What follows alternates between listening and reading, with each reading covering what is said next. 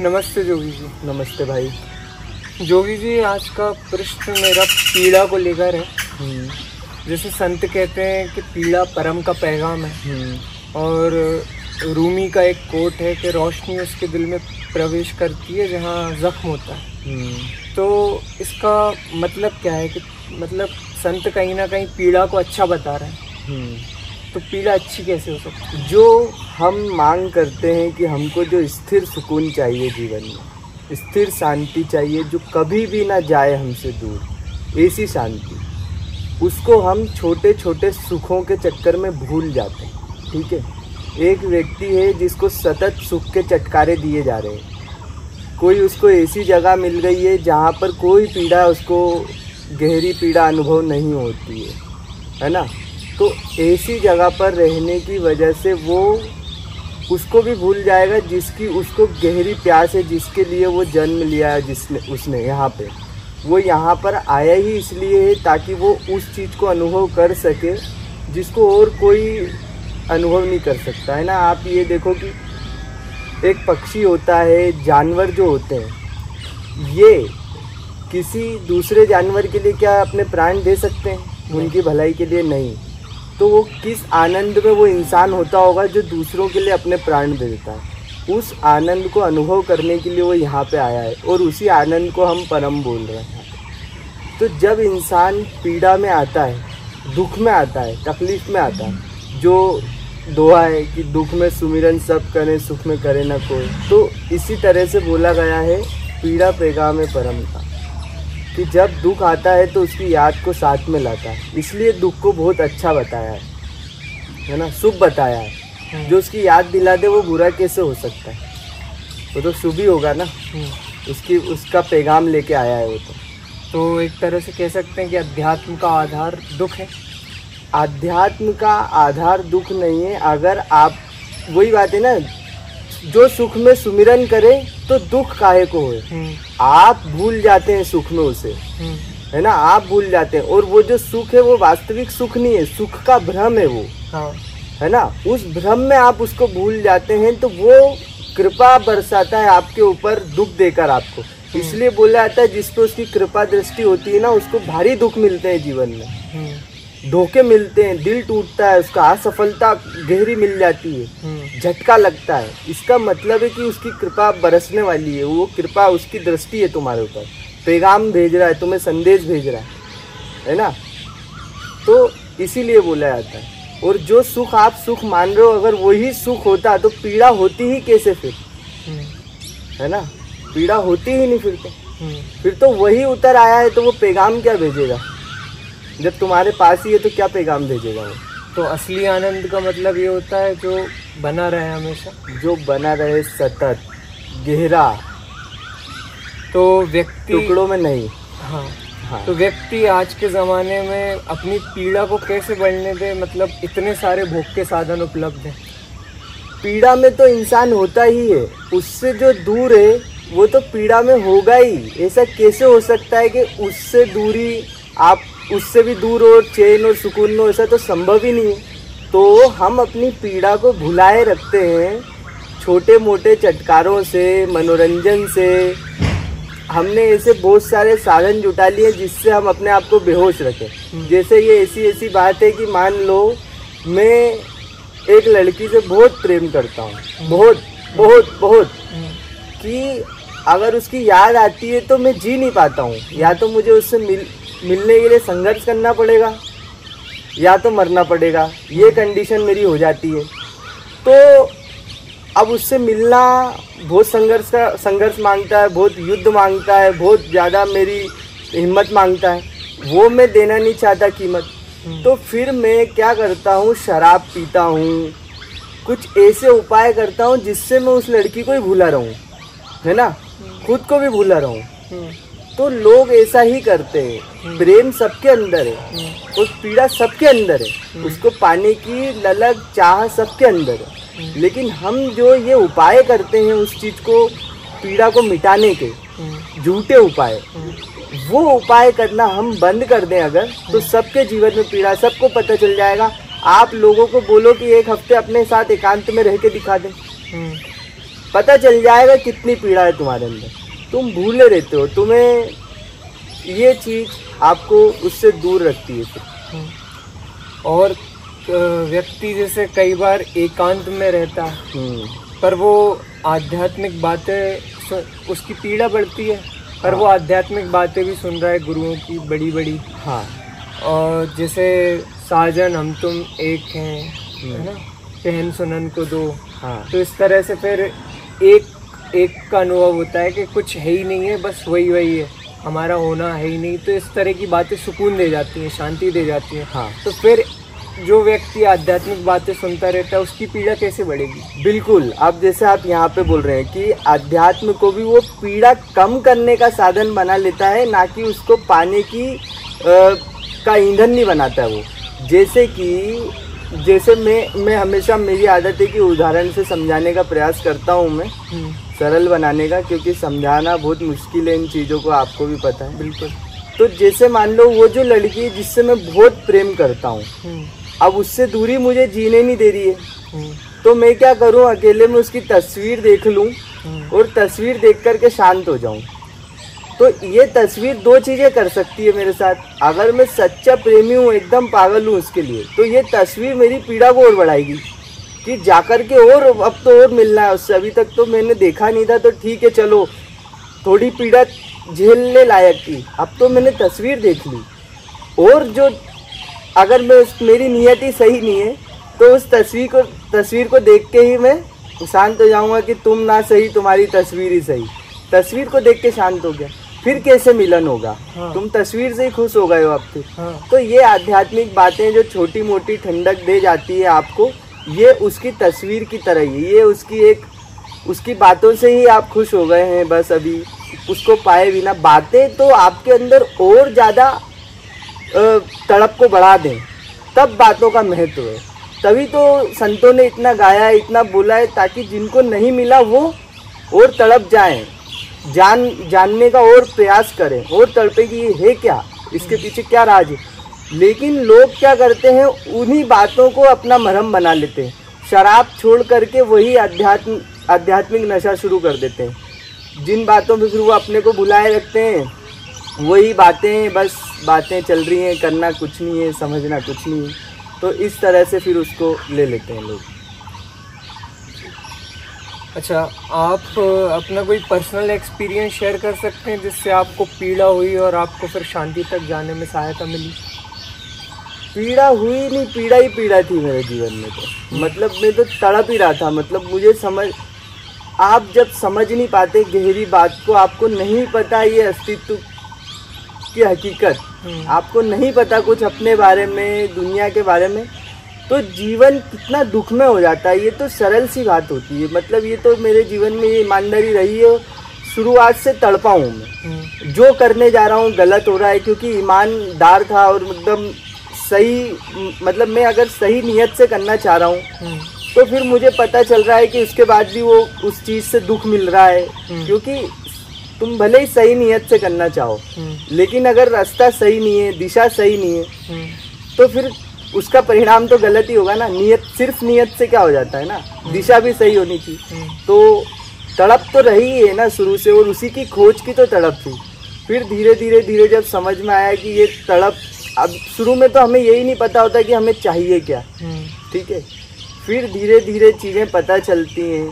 तो इसमें कोई एक झटका नहीं था कि एक झटका लगा, झटके ही झटके लग रहे थे, सतत तड़प बनी हुई थी। और फिर जो मेरा एक्सीडेंट हुआ है ना, वो तो झटका था ही बहुत बड़ा, कि मन के अंदर तो ये था कि भाई जो काम कर रहा हूँ वो बहुत ऊंचा काम है और बहुत अच्छा काम है, इसी से कुछ पाया जाएगा, यही चीज़ समझाएगी। लेकिन फिर टूटा तो बहुत सारे अंधविश्वास टूटे, फिर पीड़ा हुई, तो पीड़ा ही पीड़ा रही है ना, जिससे हम बहुत ज़्यादा मोह में होते हैं, जिसको हम प्रेम समझते हैं। उस समय हमें थोड़ी पता होता है कि हम मोह में।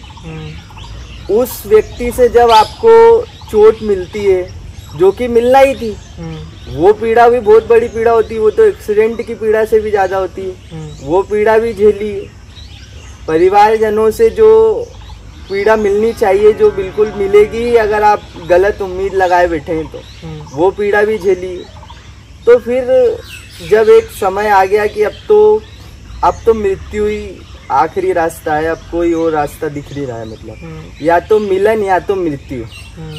तो जब उस स्टेज पे आदमी आता है ना तो मिलन हो जाता है, इसकी आप श्रद्धा रखिए, क्योंकि ये मिलन हो जाता है कुल मिला के, बहुत आनंद आता है वो स्टेज जब आता है। व्यक्ति को कहीं ना कहीं दुनिया से जो वो समझौते कर लेता है उसे वो करना बंद करना बिल्कुल बिल्कुल बिल्कुल बिल्कुल, बहुत ही सुंदर, क्या बात है। इसीलिए हम आपका बहुत सम्मान करते हैं।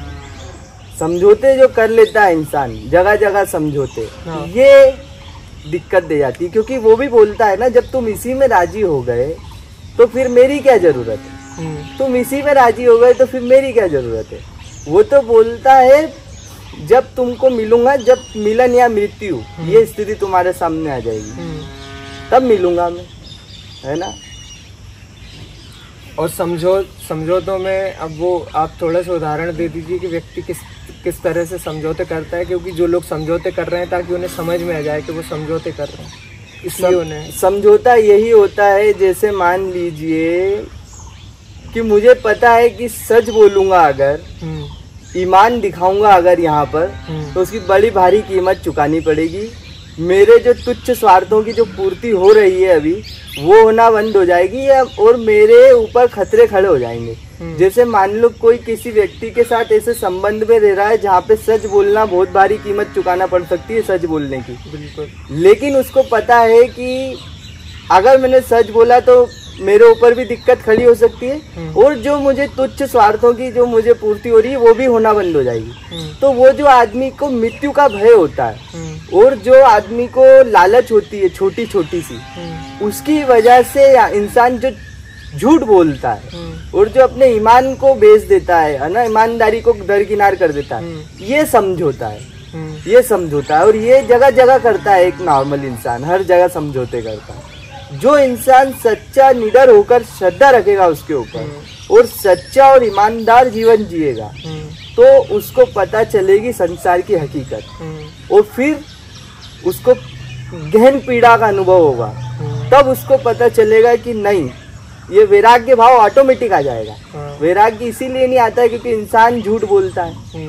अब तुम्हारे झूठे रिश्ते चल रहे हैं, तुम भी इधर से झूठ बोल रहे हो, उधर से वो भी झूठ बोल रहे हैं, और रिश्ता चला आ रहा है, तुम्हें लग रहा है हैप्पी लाइफ, दुनिया कितनी सुंदर है, मेरा परिवार कितना सुंदर है। तुम्हारा परिवार झूठ के बेस पर आधारित है, झूठ की नींव पर खड़ा है तुम्हारा पूरा परिवार। तुमने सच बोलना शुरू कर दिया ना अगर, ना तुम्हारे परिवार में तुम्हारा कोई मुंह नहीं देखेगा, तुरंत लात मार के निकाल देंगे। तब तुम्हें पता चलेगी अपने परिवार की हकीकत, है ना। तो ये समझौते हम हर जगह करते हैं, हम बाहर भी समझौते करते हैं, हम घर में भी समझौते करते हैं, हम खुद के साथ भी समझौते करते हैं। हमें पता है क्या सही है क्या गलत है, लेकिन वो सही की कीमत जो चुकानी पड़ेगी वो हम नहीं देना चाहते, तो हम समझौता कर लेते हैं। हम बोलते हैं यार नहीं यार ठीक है यार, मतलब इतना हम सोचते ही नहीं, फिर वो समझौता होता है, देखना ही बंद कर देते हैं हम उस तरह, ये समझौता। तो आपने दो चीजें बताई कि अगर व्यक्ति को कहीं ना कहीं वास्तविक पीड़ा का अनुभव करना है तो उसे एक तो मनोरंजन छोड़ना चाहिए, बिल्कुल, दूसरा सच को अपने जीवन में आने देना चाहिए। सच को अपने जीवन में आने दो, ईमानदारी को अपने जीवन में आने दो, और सच भी जो अब हम जब सच बोलते तो हम सत्य की बात नहीं कर रहे कि सच, बिल्कुल सच जो आपका भौतिक सत्य है, सच उसी को अपने जीवन में आने दो, वहीं से शुरुआत करो।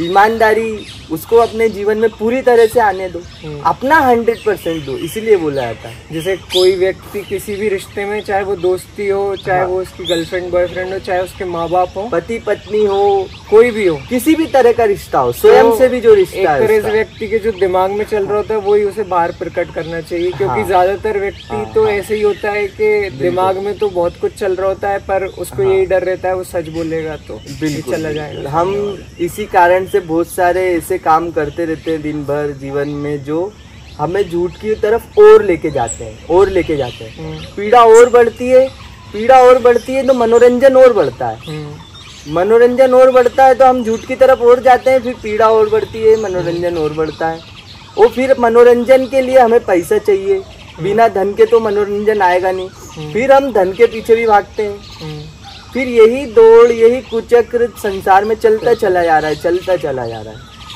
और उसी से हमको लोगों को निकालना है। ओशो ने भी एक बात कही थी बहुत अच्छी कि मैं क्या करता था कि मैं सच बोलता गया, कचरा मेरे जीवन से अपने आप दूर होता चला गया। बिल्कुल यही होता है, क्योंकि जो बुरा इंसान रहेगा कहीं ना कहीं वो तो सच से चिढ़ेगा ही, तो वो अपने आप दूर चला जाएगा। तो सच बहुत अच्छी एक तरह से विधि है, बिल्कुल विधि है। ठीक है। और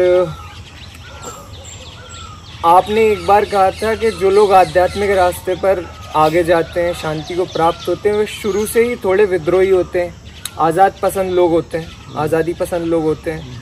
तो जो लोग इंट्रोवर्ट हैं, है ना, जो लोग कम बोल रहे हैं, जो लोग जिन्होंने कभी विद्रोही नहीं किया, तो फिर क्या अध्यात्म क्या उनके लिए नहीं है? विद्रोही वो भी हैं।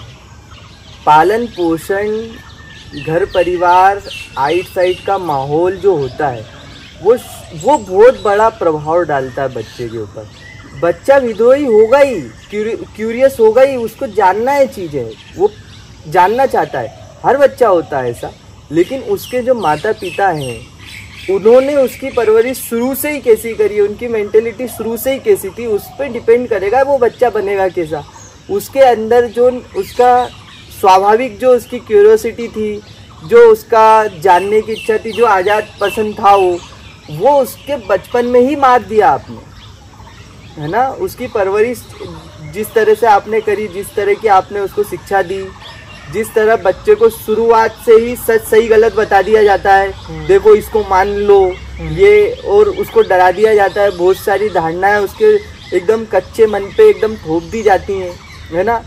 तो इनके दुष्प्रभाव की वजह से फिर वो उसका, अब इसमें वही है ना कि माता पिता का भी बहुत बड़ा रोल है, सबसे बड़ा रोल है। बोला जाता है पहला गुरु माँ होती है ना, वो सबसे पहले तो उसी से मिलता है ना संसार में। तो वो कैसी है, उस पर बहुत बड़ी चीज़ें निर्भर करती है। तो जैसे अभी मैंने बोला कि माता पिता का बहुत बड़ा रोल है, और माता पिता को भी समझना पड़ेगा। इसीलिए हम बोलते हैं कि माता पिता जब तुम बनते हो तो बहुत बड़ी जिम्मेदारी आ जाती है। आचार्य प्रशांत जी भी बोलते हैं हमारे, बहुत बड़ी जिम्मेदारी है ये। तो ये आपने जैसे बोला कि कैसे आए आज़ाद ख्याली उसके अंदर, वो बहुत मुश्किल हो जाता है जब वो एक ऐसी जगह से निकल कर आ रहा है जहाँ बचपन से ही उसको दबाया गया, मान्यताओं में डाल दिया गया, तो मुश्किल हो जाता है। इसलिए अध्यात्म की तरफ कहीं ना कहीं लड़कियां जो होती हैं वो कम आती हैं, क्योंकि लड़कियों को ज्यादा दबाया जाता है। बिल्कुल जैसा कि हमारा समाज रहा है उसमें तो लड़कियों को एकदम ही बंद करके रखा जाता है, एकदम ही कुछ जानने नहीं दिया जाता है, एकदम ही उनको तो ऐसे समझा जाता है कि जैसे ये तो एकदम फूल है, वस्तु है, बिल्कुल एकदम इसको तो बाहर की धूप भी मत लगने दो।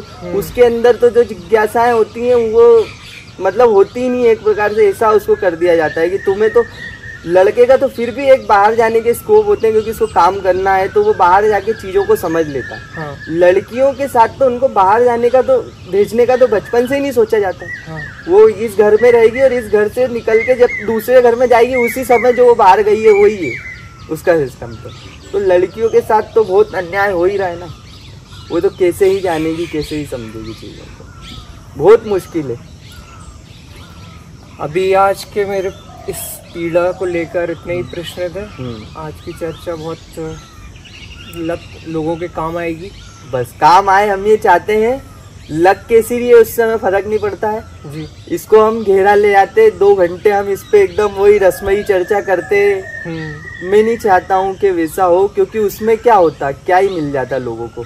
ये रसमयी चर्चा बहुत है, ओशो ने तो खूब करी है, खूब करी है। बिल्कुल हम तो वो बात करेंगे जिससे आप तुरंत लागू कर सके और लागू करने की इच्छा उत्पन्न हो। कैसे पाया जाए, हम सुनाएंगे वहाँ की कथा, तो वो तुम्हारे किसी काम की नहीं है, रसमयी हो जाएगी तुम्हारे लिए। यहीं तुम रस पियोगे बस और भूल जाओगे, और उस रस में अपने सारे दुख भी भूल जाओगे उतनी देर के लिए। हम वो नहीं चाहते, हम चाहते हैं तुम लागू करो, तुम खुद जा कर के देखो, है ना। जी। धन्यवाद जोगी। धन्यवाद।